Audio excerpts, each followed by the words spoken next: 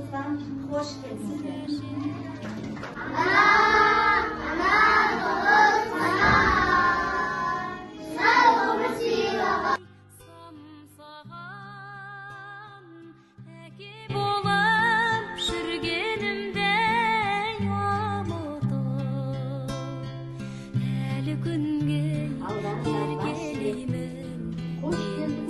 Başka жандар сайысқа таныстырсақ өзімізді алдымен менің сүйікті немерем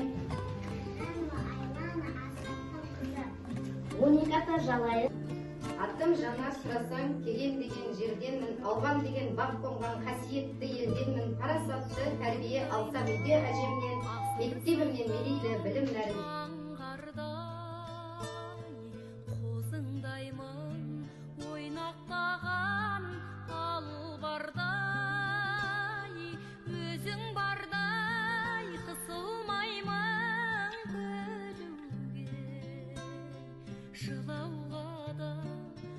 Аластап аламыз, жақсылап аластап аламыз. Содан кейін барып, бәріміз отырып, жаңа бесікке салуын жасаймыз. Бесікке мына жерде шүмегі болады, түбек болады, түбек баланың жаңағы конфетті аласында жүреді ме? Ал, түштіма. Ал, қатты айтыңдар. Бәрінде қолдарын созыңдар. Дар больше көкемай, ақ бесікке.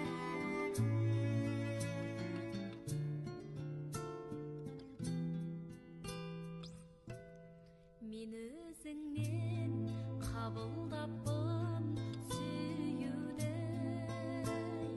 Мен өзіңнен Қалу рәсіміне дайындап келдім. Қыз болғасын, қыз өзінің орындасын. Қыз бой жеткенде, бұл ер жеткенде не істейді?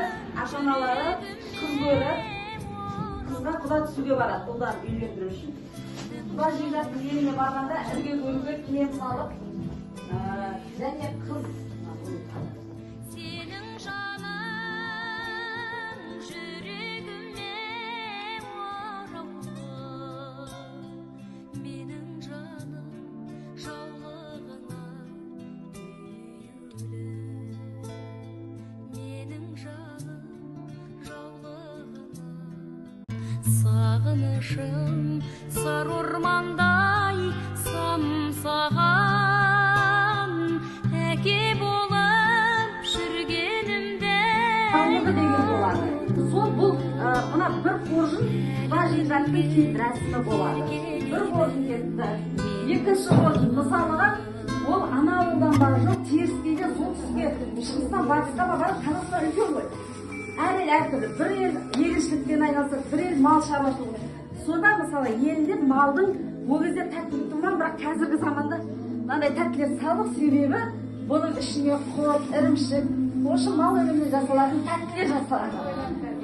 Сол бір қоржын болған тәттілер. Өйткені ана құдалардың елінен тәттілер мына елге келеді. Бұл үшінші ба, екінші орын. Одан кейін мысалға ол кезде қазіргідей кондитер жоқ, пекар жоқ. Не істейді?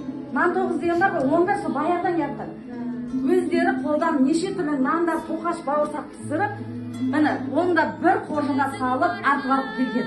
Өйткені ана бір-екі төбеден ауылы өтіп, бәрін тарқатып той бұл. Өйткені құда түске отыр, құда жеңгесінің жолы. Сосын, енді қызды үкілеп, қызды қолымыздан үкілеп. Бұны кетіп баратқанда қыз өзінің құрбыларына беріп кетеді. Үкілеп ұзатады ғой. Қыздан атақ кетем десе болады. Сосын енді қобалжымай айтайын. Ең бірінші қыз қалыңсыз болмайды. Атам заманда қазақта қалың мал беріп қызды алады. Қалың малны мысалға өзі біледі, өз байлығы біледі. Бала жұрты егер қалың малы қыздың, қалыңсыз қыз болмаған және қызының өлетінісін берген күйеуге шығып кетеді. Оған да бір мал, ірі мал салама, жоқ майда мал салама, главное бір қой или сойлатын бір сойыстың ол кезде тірілей әкелген, ана қыз ұзатылып кеткеннен кейін сол малды сойып, бер жұртын шақырып, қызымыз осындай ұзатылып кетті де өлтірсін берген. Мынау соның ақысы.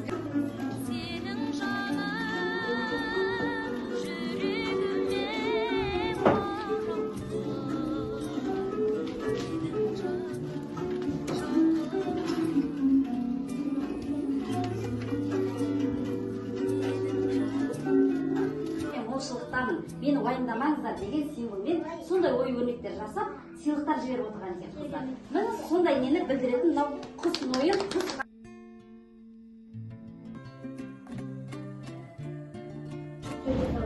Барлықтарыңыз білесіздер, сүттен неше түрлі тағам жасаған қазақ халқы.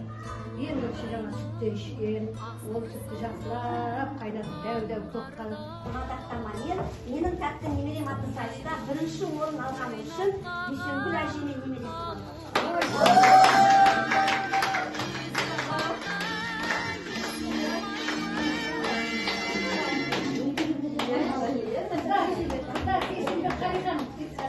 Мына кісінің сөздерін ырза болды. Бәрін тияқтап, нарықтап, бәрін ашып айтып берді. осындай мадақтамамен екінші сынып арасына өткізген менің тәтті немерем атты сайыста бірінші орын алғаны үшін Тұрсынхан әжемен немересі бар. Мен жиенім, өз немереме келген